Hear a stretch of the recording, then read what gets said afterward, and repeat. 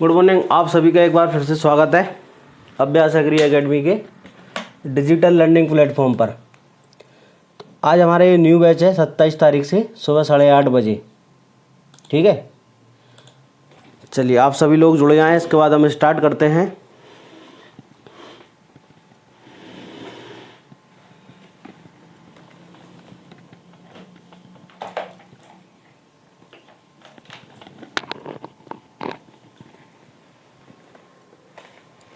आ गए आप सभी लोग?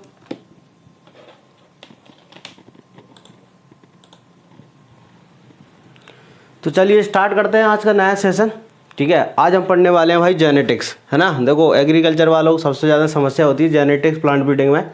तो आज हम पढ़ने वाले हैं जेनेटिक्स और शाम को पढ़ेंगे प्लांट ब्रीडिंग स्टार्ट करेंगे, है ना। और मॉर्निंग में चलेगी जेनेटिक्स और इवनिंग में चलेगी प्लांट ब्रीडिंग। तो इस तरह आपको दोनों सब्जेक्ट एक साथ चलेंगे तो आपके जो टफ टॉपिक है वो पहले हो जाएंगे। ठीक है ना। इसके बाद हम पढ़ेंगे फिर एग्रोनॉमी और सोइल साइंस। इसके बाद प्लांट पैथोलॉजी एंटोमोलॉजी पैरेलल सुबह शाम करके। तो अपने दोनों सब्जेक्ट एक साथ चलेंगे तो आपका सारा जो टफ कंटेंट है एग्रीकल्चर में जो अधिकतर लोगों को कठिन लगता है वो जल्दी कंप्लीट हो जाएगा। ठीक है, आपको क्या करना है? ठीक है, तो आपको सबसे पहले क्या करना है भाई, नोट्स ले मैंने कॉपी लेके बैठना है, साथ साथ में नोट्स बनाते चलना है। ठीक है, चलिए तो स्टार्ट करते हैं आज का नया सेशन। ठीक है, हेडिंग डालिए आप जेनेटिक्स। हिंदी इंग्लिश दोनों में पढ़ेंगे अपन, है ना। आनुवांशिकी हिंदी इंग्लिश दोनों में पढ़ने वाले हैं जेनेटिक्स। अगर कोई नहीं लिख पाता है तो ये जो हम लिखेंगे बोर्ड पर इसकी पीडीएफ आपको मिलेगी, है ना, जो क्लास नोट्स की, तो आप बाद में देखकर लिख सकते हैं। चलिए स्टार्ट करते हैं। तो सबसे पहले हम बात करते हैं भाई जेनेटिक्स क्या होती है ना, आनुवांशिकी क्या होती है। आपने बहुत बार सुना होगा कि जेनेटिक्स क्या है। तो देखो जेनेटिक्स क्या होती है कि आनुवांशिकी जो होती है वंशागति और विभिन्नताओं के अध्ययन को क्या कहते हैं हम, आनुवांशिकी कहते हैं। क्या कहते हैं? Genetics is the study of heredity and variation, it is called genetics. आनुवांशिकी और वंशागति के अध्ययन को क्या कहते हैं हम? तो आंसर है आनुवांशिकी कहते हैं, जेनेटिक्स कहते हैं। ठीक है, इसकी डेफिनेशन क्या होगी? तो डेफिनेशन होती है इसकी क्या, वंशागति व विभिन्नताओं के अध्ययन को, वंशागति व विभिन्नताओं के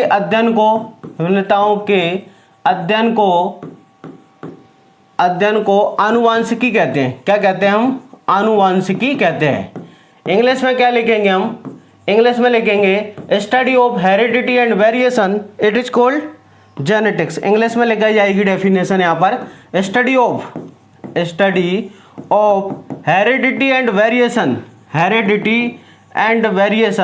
इट इज कॉल्ड जेनेटिक्स। इसे क्या कहते हैं हम भाई? जेनेटिक्स कहते हैं। दोनों की सम्मिलित तौर पर अध्ययन करना, किस किस का? तो आंसर हेरिडिटी का और वेरिएशन का क्या करना, स्टडी करना या अध्ययन करना, क्या कहलाता है? आनुवंशिकता या जेनेटिक्स कहलाता है।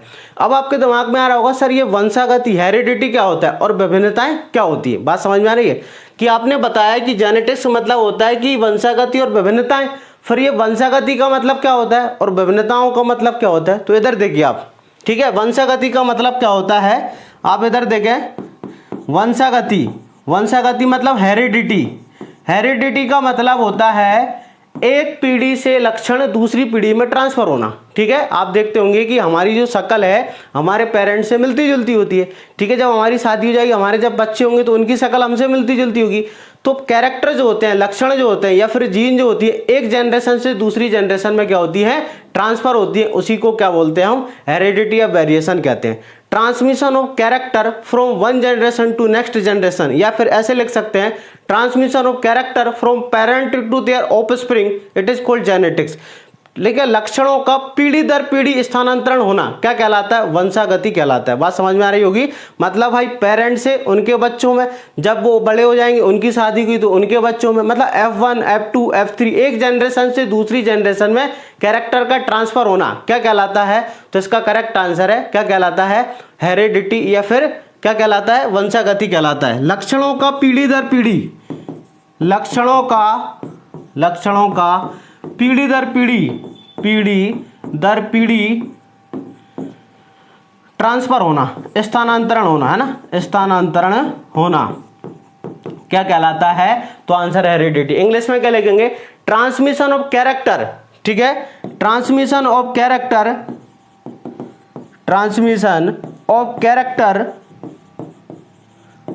From one generation to next generation. Clear है? एक पीढ़ी से, या फिर ऐसे लिख सकते हैं हम पेरेंट्स से ऑफस्प्रिंग में, है ना, मतलब जो पेरेंट्स होते हैं, पैतृक होते हैं, उनसे उनकी संतति में क्या होना, कैरेक्टर का ट्रांसफर होना, क्या कहलाता है? तो इसका आंसर हेरिडिटी कहलाता है। क्या यहां तक बात समझ में आई? सभी को बताओ, क्या दोनों डेफिनेशन आपको समझ में आई कि भाई जेनेटिक्स क्या होती है और हेरिडिटी क्या होती है? आप मेरे को कमेंट सेक्शन में बताएं, दोनों चीज आपको समझ में आई? ठीक है, सभी को क्लियर है?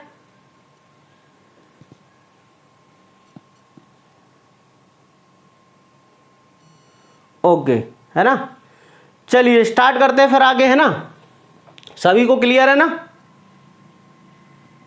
चलिए अब हम आगे बात करते हैं कि भाई वेरिएशन क्या होता है। फिर सर आप बताओ वेरिएशन का मतलब क्या होता है? इधर देखें आप, वेरिएशन का मतलब क्या होता है? वेरिएशन या विभिन्नताएं क्या होती है? इस तरफ देखें आप बोर्ड पर, ठीक है भाई, विभिन्नताएं या वेरिएशन जो होता है वो क्या होती है ना, विभिन्नताएं क्या होती है। तो वेरिएशन का मतलब क्या होता है? देखो हम सभी ह्यूमन है, ठीक है, हम सभी के एक ही स्पीसीज के मेंबर है ह्यूमन का जो साइंटिफिक नेम होता है वो होता है होमो सेपियंस। तो हम क्या हैं? सेपियन स्पीसीज के मेंबर्स हैं, ठीक है, लेकिन हम सबकी जो शक्ल है एक दूसरे से अलग अलग है, बिल्कुल है कि नहीं बताओ?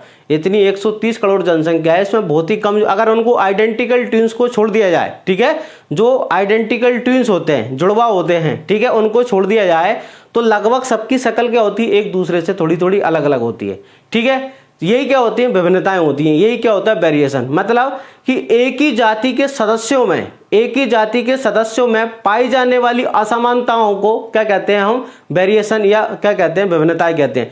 The dissimilarities found between the member of same species it is called variation. बात समझ में आ रही है? हम सभी ह्यूमन है, लेकिन सबकी शक्ल एक दूसरे से पूरी तरह मिलती नहीं है, थोड़ा थोड़ा आपको देखते हो कि सबकी शक्ल एक क्या होती है? डिफरेंट होती है। तो ये मतलब क्या है कि एक ही जाति के मेंबर है हम, एक ही स्पीसीज के मेंबर है। कौन सी स्पीसीज? होमो सेपियंस, ठीक है, कौन सी स्पीसीज? होमो सेपियंस। तो हम एक ही स्पीसीज के मेंबर होने के बावजूद सभी में क्या पाई जाती है? विभिन्नताएं पाई जाती है, वेरिएशंस, ठीक है, असमानताएं पाई जाती हैं। इन्हीं असमानताओं को क्या कहते हैं? इन्हीं डिफरेंसेस को क्या कहते हैं हम? तो इन्हीं डिफरेंसेस को भाई हम वेरिएशन या विभिन्नताएं कहते हैं। क्लियर है? तो इधर देखें आप, पहले हिंदी में लिखते हैं, एक ही जाति के सदस्यों में पाई जाने वाली असमानताओं को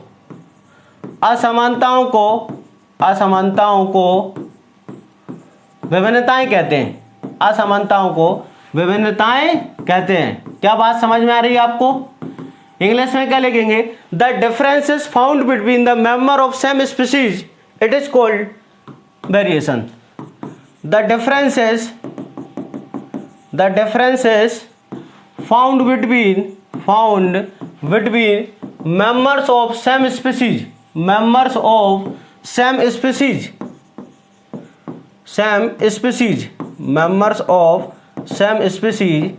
it is called variation। भाई क्या कहते हैं? हम वेरिएशन कहते हैं। क्या बात सबकी समझ में आ रही है? यस और नो?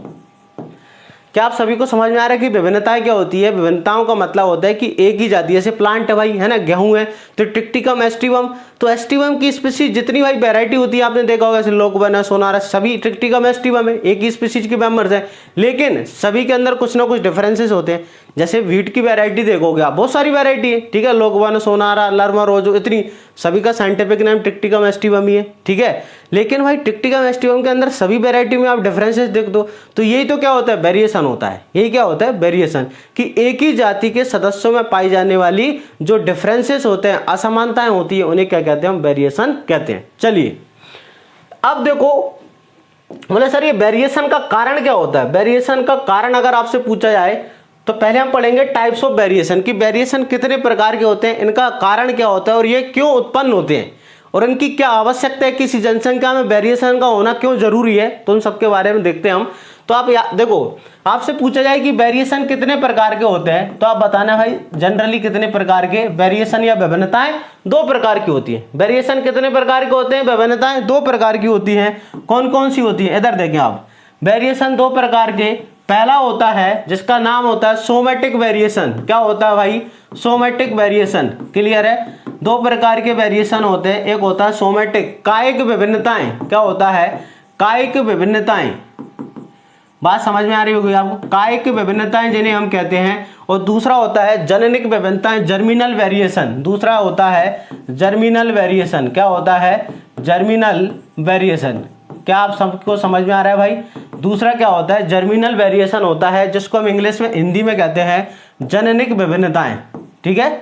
जननिक विभिन्नताएं। ठीक है?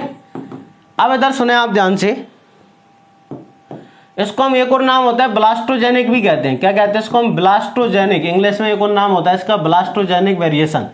अब इधर ध्यान से सुने कि कायिक विभिन्नताएं क्या होती हैं। कायिक विभिन्नताओं का मतलब कि जो हमारे सेल, हमारे शरीर के अंदर, प्लांट बॉडी के अंदर जो वेजिटेटिव सेल्स होती हैं, कायिक कोशिकाएं या सोमेटिक सेल्स पाई जाती हैं। ठीक है? अब बोलोगे सर ये कायिक कोशिकाएं क्या होती हैं? ऐसी कोशिकाएं जो रिप्रोडक्शन में भाग नहीं लेती हैं, जनन में पार्टिसिपेट नहीं करती हैं, जिनसे पूरी प्लांट बॉडी या कोई भी शरीर बनता है। जैसे हमारा पूरा शरीर किससे बना है? तो कोशिकाओं से। जो पूरा शरीर बना है, इन कोशिकाओं को क्या बोलते हैं? कायिक कोशिका। जिससे शरीर बनता है, जो कोशिकाएं रिप्रोडक्शन में, प्रजनन में भाग नहीं लेती हैं, उन्हें क्या बोलते हैं? कायिक कोशिकाएं। तो ऐसी विभिन्नताएं जो कायिक कोशिकाओं में उत्पन्न होती हैं, ऐसी वेरिएशन, ऐसी विभिन्नताएं जो कायिक कोशिकाओं में उत्पन्न होती हैं, उन्हें हम क्या कहते हैं भाई? उन्हें हम सोमेटिक वेरिएशन कहते हैं। ठीक है? कायिक कोशिका का मतलब, जैसे ये प्लांट है, ठीक है, तो प्लांट, ये पूरी प्लांट बॉडी आपको दिख रही, इसमें अधिकतर सेल क्या होती हैं? कायिक कोशिकाएं, सोमेटिक सेल्स होती है। जनन कोशिकाएं कौन सी होती हैं? तो जनन कोशिकाएं होती है भाई स्टेमन्स और कौन सा? ओवरी, जहां पर रिप्रोडक्शन होता है। बाकी पूरा प्लांट क्या होता है? बाकी पूरा सोमेटिक सेल्स होती है। ठीक है? बात समझ में आ गई? बाकी पूरा प्लांट इन दोनों को छोड़कर क्या है? तो आंसर है सोमेटिक सेल से बना हुआ है। अगर इन्हीं सोमेटिक सेल्स में कोई वेरिएशन उत्पन्न होता है तो इस वेरिएशन को क्या बोलते हैं? सोमेटिक वेरिएशन या कायिक विभिन्नताएं कहते हैं। ठीक है? क्या होता है? यह कायिक कोशिकाओं में उत्पन्न होता है। किसमें? कायिक कोशिकाओं में उत्पन्न होता है। ठीक है? कायिक कोशिकाओं में उत्पन्न होता है। बात समझ में आ रही होगी आपको? किस में उत्पन्न होता है? कायिक कोशिकाओं में उत्पन्न होता है। ठीक है भाई? अब दूसरा इंपॉर्टेंट, क्या यह जो वेरिएशन है, सोमेटिक वेरिएशन, क्या अगली पीढ़ी में ट्रांसफर हो सकता है? क्या ये नेक्स्ट जनरेशन में ट्रांसफर हो सकता है? क्या बताओ, क्या ये नेक्स्ट जनरेशन में ट्रांसफर हो सकता है? क्या आप मेरे को कमेंट सेक्शन में बताएं, क्या ये नेक्स्ट जनरेशन में ट्रांसफर हो सकता है? क्या ठीक है? क्या ये नेक्स्ट, जिसको आवाज नहीं आ रही एप्लीकेशन से बाहर निकले, एक बार फिर अंदर आए, आपको आवाज आने लगेगी। ठीक है? क्या ये नेक्स्ट जनरेशन में ट्रांसफर हो सकती है? क्या तो आंसर नहीं। ठीक है? नेक्स्ट जनरेशन में ट्रांसफर नहीं होती है। क्लियर है? कारण, क्योंकि सोमेटिक सेल रिप्रोडक्शन में पार्टिसिपेट नहीं करती है। देखो वो लक्षण ही, वो कैरेक्टर नेक्स्ट जनरेशन में ट्रांसफर होते हैं जो सेक्सुअल कैरेक्टर्स होते हैं। ठीक है? जो लैंगिक जनन के द्वारा ही लक्षण एक जनरेशन से दूसरी जनरेशन में जाते हैं। सोमेटिक कैरेक्टर नेक्स्ट जनरेशन में ट्रांसफर नहीं होते हैं। ठीक है? तो सोमेटिक कोशिका में अगर कोई भी वेरिएशन उत्पन्न होता है तो अगली पीढ़ी में ट्रांसफर नहीं होता है, नेक्स्ट जनरेशन में ट्रांसफर नहीं होता है। क्लियर है भाई? यह कायिक कोशिकाओं में उत्पन्न होता है। क्लियर है? किसमें? कायिक कोशिकाओं में। ठीक है? It is present in somatic cell. किसके अंदर? सोमेटिक सेल के अंदर। ठीक है भाई? बात समझ में आ रही है? आगे लिखना, यह अगली पीढ़ी में ट्रांसफर नहीं होता है ना। यह अगली पीढ़ी में ट्रांसफर नहीं होता है ना। क्या नहीं होता है? नेक्स्ट जनरेशन में ट्रांसफर नहीं होता है। ठीक है? It is not transferred. ठीक है? It is not transfer in next generation. ठीक है?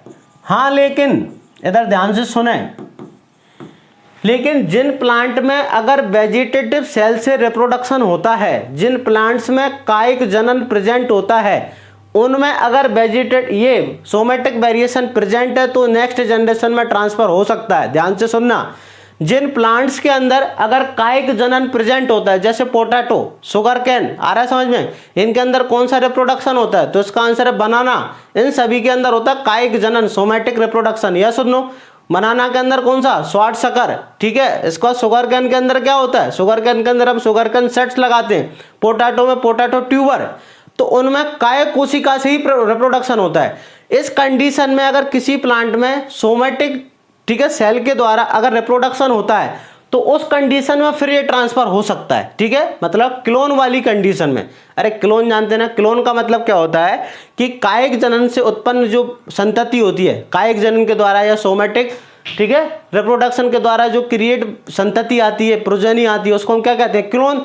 तो क्लोन के अंदर जो विभिन्नताएं आती हैं वो यही होंगी। अगर यहाँ वेरिएशन आएगा तो इसकी जो संतति है, अगर किसी आलू का प्लांट है, ट्यूबर में अगर कोई वेरिएशन है तो अगला आने वाले आलू के अंदर ट्यूबर में भी वेरिएशन आपको मिलेगा। क्लियर है? उस कंडीशन में नॉर्मली ऐसा नहीं होता है ना। बात समझ में आ गई आपको? अब इधर देखो, जर्मिनल वेरिएशन या है ना, जननिक विभिन्नताएं क्या होती है? ऐसा वेरिएशन जो जनन कोशिकाओं में उत्पन्न होता है। किस में होता है? जनन कोशिकाओं, जनन मतलब रिप्रोडक्टिव सेल्स में उत्पन्न होता है, उन्हें क्या कहते हैं हम? तो उन्हें जननिक विभिन्नताएं कहते हैं। क्या कहते हैं उन्हें? जननिक। ठीक है, यह जनन कोशिकाओं में, किसमें भाई? जनन कोशिकाओं में उत्पन्न होता है ना, जनन कोशिकाओं में उत्पन्न होता है। ठीक है, किसमें उत्पन्न होता है? तो आंसर है जनन कोशिकाओं में उत्पन्न होता है। ठीक है, it is present in reproductive cells. कौन सी सेल्स में? तो आंसर है रिप्रोडक्टिव सेल्स के अंदर। क्लियर हो गया होगा यहां तक सभी को?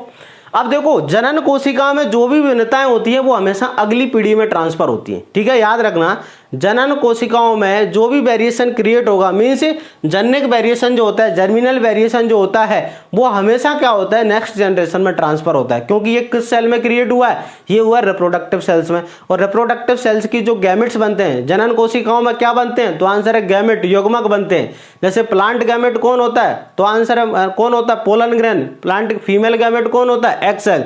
उसी प्रकार एनिमल सेल के अंदर जो मेल गैमेट होता है वो स्पर्म होता है, फीमेल गैमेट होता है जो ओवम होता है। जब ये दोनों आपस में मिलते हैं, फ्यूजन होता है, फर्टिलाइजेशन होता है ओवम, तो इससे वेरिएशन अगली पीढ़ी में ट्रांसफर हो जाता है। तो क्या होता है? ये वाला जो वेरिएशन होता है, जननिक विविधताएं, ये अगली पीढ़ी में ट्रांसफर होता है। क्या होता है? अगली पीढ़ी में ट्रांसफर होता है। क्लियर है? अरे जिसको आवाज नहीं आ रही, आवाज सभी को नहीं आ रही क्या भाई? तेरे मोबाइल में प्रॉब्लम है, एक बार मोबाइल से बाहर निकल, एप्लीकेशन को फिर से है ना चालू कर, फिर आवाज आएगी। बाकी सभी लोगों को आ रही है आवाज? चलिए, बाकी सभी लोगों को आ रही है। चलो इधर देखो, कोई ऐसी एप्लीकेशन डाउनलोड मत करना जिससे इसको दिक्कत हो, है ना। कभी कभी ऐसा होता है कोई थर्ड पार्टी एप्लीकेशन के कारण ये एप्लीकेशन नहीं चलती है ना, या फिर आपका ओप्पो और वीवो का फोन है तो कुछ सेटिंग में प्रॉब्लम होती है, सेटिंग को सही करें यूट्यूब से और इसके बाद एप्लीकेशन को चलाएं प्रॉपर। अब इधर देखो, ये जो जर्मिनल वेरिएशन है, जर्मिनल वेरिएशन है ना, जिनके पास ओप्पो और वीवो का फोन है, अगर उसमें ऐसा लिखा आता है जब आप कोई वीडियो चलाते हैं, लाइव क्लास है ना, यूएसबी डिसवर्डिंग, तो आप यूट्यूब पे जाएं, आपके मोबाइल हैंडसेट नंबर डालें, उसको यूट्यूब से देखें कि इस सेटिंग को कैसे बंद करें, तभी कोई रिकॉर्डेड वीडियो चलेगी आपके फ़ोन में। चले आगे बढ़े हम। अगर ऐसी प्रॉब्लम नहीं आ रही तो कोई दिक्कत ही नहीं। जिसको दिक्कत आएगी तो सिर्फ ओप्पो और वीवो वाले को ही दिक्कत आएगी, है ना। जर्मिनल वेरिएशन क्या होता है? अभी हमने पढ़ा, ये हमेशा क्या होता है? नेक्स्ट जनरेशन में ट्रांसफर होता है। ठीक है, इधर देखो आप, ये भी अब दो प्रकार का होता है। ये जो होता है जर्मिनल वेरिएशन, ये भी कितने प्रकार का होता है भाई? दो प्रकार का ना। ये नेक्स्ट जनरेशन में ट्रांसफर होगा, या सुनो, ये हमेशा क्या होगा? ये अगली पीढ़ी में ट्रांसफर होता है। यह अगली पीढ़ी में क्या होता है? ट्रांसफर। यह अगली पीढ़ी में ट्रांसफर होता है। क्लियर है भाई? यह अगली पीढ़ी में क्या होता है? ट्रांसफर होता है। इट इज, है ना, ट्रांसफर टू नेक्स्ट जनरेशन। अब इधर सुनो, ये भी दो प्रकार का होता है। कौन कौन से? तो आंसर एक होता है continuous variation, most important continuous variation. ठीक है, मोस्ट इंपोर्टेंट पॉइंट है कंटिन्यूअस वेरिएशन। और दूसरा होता है डिसकंटिन्यूअस वेरिएशन। दूसरा कौन सा होता है? डिसकंटिन्यूअस वेरिएशन, है ना। दो प्रकार का होता है, कंटिन्यूअस एंड डिसकंटिन्यूअस वेरिएशन। जो कंटिन्यूअस वेरिएशन होता है इसको हम कहते हैं भाई निरंतर विभिन्नताएं, है ना। आगे समझे, और वो अनिरंतर होती है, सतत, इसको कहते हैं सतत विभिन्नताएं। क्या कहते हैं? सतत विभिन्नताएं। क्या कहते हैं इसको? हम सतत विभिन्नताएं कहते हैं। क्लियर है? और इसको क्या बोलते हैं? असतत विभिन्नताएं कहते हैं। अब पेपर में ये पूछते हैं कि सतत विभिन्नताओं का मतलब क्या है, ये बताओ पहले तो आप, कि भाई ये कंटिन्यूअस वेरिएशन का मतलब क्या होता है। तो देखो, कंटिन्यूअस वेरिएशन का मतलब होता है ऐसी विभिन्नताएं जो हर पीढ़ी में प्रेजेंट हो। ऐसा variation, it is present in every generation. Her generation में प्रेजेंट जो होता है उसको बोलते हैं कंटिन्यूअस वेरिएशन। ठीक है। ऐसी विभिन्नताएं जो हर पीढ़ी में उपस्थित होती हैं, उन विभिन्नताओं को क्या कहते हैं? तो आंसर है कंटिन्यूस वेरिएशन कहते हैं। ठीक है, मतलब हमारे अंदर है, हमारे जो बच्चे होंगे उनके अंदर आई, उनके बच्चे होंगे, मतलब हर पीढ़ी के अंदर आपको वेरिएशन देखने को मिलता है, तो उसको क्या बोलते हैं? कंटिन्यूस वेरिएशन कहते हैं। क्या कहते हैं? कंटिन्यूस। यह है हर पीढ़ी में, ठीक है, यह है हर पीढ़ी में उपस्थित, ठीक है भाई, हर पीढ़ी में उपस्थित रहता है। क्लियर है? तो आंसर है हर पीढ़ी में उपस्थित है। It is present in every generation, it is present in every generation. ठीक है, अब ध्यान से एक बात सुनना आप, प्लस ये एवरी जनरेशन में आता कहां से है, इसका सोर्स क्या है? तो अब इसका सोर्स होता है कंटिन्यूस वेरिएशन का सोर्स होता है क्रॉसिंग ओवर। ध्यान से सुनना, क्या होता है? Crossing over. आप सभी को पता है कि भाई जब सेक्सुअल रिप्रोडक्शन होता है, क्या होता है? सेक्सुअल रिप्रोडक्शन होता है या लैंगिक जनन की प्रक्रिया होती है, तो उसमें क्या बनते हैं? गैमेट। या सुनो, लैंगिक जनन में सेक्सुअल रिप्रोडक्शन में बनते हैं गैमेट, और गैमेट बनने के लिए होता है अर्धसूत्री विभाजन। क्या होता है? मियोसिस होता है। गैमेट फॉर्मेशन के लिए क्या होता है? मियोसिस होता है। क्लियर है? जब भी मियोसिस होगा तो हमेशा आपको पता है कि प्रोफेज फर्स्ट होगी, प्रोफेज फर्स्ट की पैकेटिन स्टेज में क्रॉसिंग ओवर होगा। बिना अर्धसूत्री विभाजन के गैमेट नहीं बन सकते दुनिया में। आ रहा समझ में? गैमेट बनाने के लिए हमेशा कौन सा डिवीजन होता है? तो इसका आंसर है मियोसिस, और मियोसिस होगा तो हमेशा क्या होगी? क्रॉसिंग ओवर, और क्रॉसिंग ओवर होगा तो हमेशा क्या आएगा? वेरिएशन। तो ऐसी वेरिएशन का सोर्स क्या होता है? क्रॉसिंग ओवर, क्योंकि हर जनरेशन में क्रॉसिंग होगा। अगली जनरेशन तभी आएगी जब क्या होगा? तो आंसर भाई गैमेट बनेंगे, गैमेट का आपस में फ्यूजन होगा, तभी तो अगली जनरेशन आएगी। और गैमेट जब बनेंगे तो गैमेट के अंदर वेरिएशन आ जाते हैं, किसके कारण? क्रॉसिंग ओवर के कारण। अरे बात समझ में आ रही है ना? तो इसका जो सोर्स होता है किसका? तो आंसर कंटिन्यूस वेरिएशन का जो सोर्स होता है वो क्या होता है? तो आंसर है क्रॉसिंग ओवर। ठीक है, इसका जो सोर्स होता है, आपसे पूछा जाए कि कंटिन्यूस वेरिएशन उत्पन्न क्यों होते हैं, तो आंसर है क्रॉसिंग ओवर के कारण। तो आपसे कभी ये क्वेश्चन पूछा जाए कि क्रॉसिंग ओवर क्यों होती है, कल मैंने अगर YouTube पे एक वीडियो डाली थी, अगर आपने वो देखी MCQ, वहां पर एक क्वेश्चन था क्रॉसिंग ओवर से क्या होता है, तो आंसर है वेरिएशन आते हैं। क्रॉसिंग ओवर क्यों होती है? तो क्रॉसिंग ओवर के कारण ही वेरिएशन आते हैं। अब ये सवाल है कि वेरिएशन आते क्यों हैं, तो इसका आंसर है प्रकृति में अगर सरवाइव करना है किसी भी स्पीशीज को, तो उसमें विभिन्नताएं आना जरूरी है। बात समझ में? प्रकृति में अगर किसी को सरवाइव करना है किसी स्पीशीज को, उसमें विभिन्नताएं आना जरूरी है। ठीक है, ये बात है डार्विन बोल के गया है। ठीक है, जब डार्विन का आप जब टॉपिक पढ़ोगे नेचुरल ऑफ सिलेक्शन, तो इसके अंदर ये होता है कि भाई सिलेक्शन इवोल्यूशन होने के लिए, उद्विकास होने के लिए विभिन्नताएं बहुत जरूरी होती है। वेरिएशन जितना ज्यादा होगा उतना नई स्पीशीज आती है, चेंजेस आते हैं। ठीक है, तो क्या होता है एनवायरमेंट के अंदर वेरिएशन आना बहुत जरूरी है। ठीक है, अगर किसी स्पीशीज को सर्वाइव करना है तो उसके अंदर क्या विभिन्नताएं आना बहुत जरूरी है। ठीक है, बदलाव लाना बहुत जरूरी है, एक प्रकार का बदलाव ही है। तो सोर्स क्या होता है? Crossing over. क्या बात सभी को आ गई भाई समझ में? यस और नो? कि कंटिन्यूस वेरिएशन का सोर्स क्या होगा? कंटिन्यूस वेरिएशन का सोर्स होता है क्या? Crossing over. ठीक है, क्रॉसिंग ओवर हर जनरेशन में होती है। डिसकंटिन्यूस वेरिएशन का मतलब ऐसा वेरिएशन जो हर जनरेशन में उपस्थित नहीं होगा, एवरी जनरेशन के अंदर प्रेजेंट नहीं होगा, उसे क्या बोलेंगे? तो इसका आंसर है, ठीक है, डिसकंटिन्यूस वेरिएशन। ठीक है, यह है, ठीक है, हर जनरेशन या हर पीढ़ी में उपस्थित नहीं होता, यह हर पीढ़ी में उपस्थित नहीं होता है, में उपस्थित नहीं होता है। ठीक है भाई, यह हर पीढ़ी में उपस्थित नहीं होता है। क्लियर? चलिए इंग्लिश में क्या लिखेंगे? Not present every generation, not present every generation. ठीक है भाई, एवरी जनरेशन के अंदर। अब ये पूछा जाएगा आपसे कि डिसकंटिन्यूस वेरिएशन का सोर्स क्या होता है, तो डिसकंटिन्यूस वेरिएशन का सोर्स होता है म्यूटेशन। क्या होता है डिसकंटिन्यूस वेरिएशन का सोर्स? तो आंसर है भाई उत्परिवर्तन, है ना, म्यूटेशन होता है। म्यूटेशन हर जनरेशन में उत्पन्न नहीं होता है ना, तो इसका सोर्स क्या होगा? म्यूटेशन। क्या सभी को समझ आ रहा है भाई? म्यूटेशन को हिंदी में कहते हैं उत्परिवर्तन, इसका सोर्स क्या होगा? तो इसका आंसर है उत्परिवर्तन होता है, म्यूट। क्या यहां तक सभी को क्लियर है? यस और नो? बताएं आप कमेंट सेक्शन में। सभी को क्लियर है? किसी को कोई डाउट?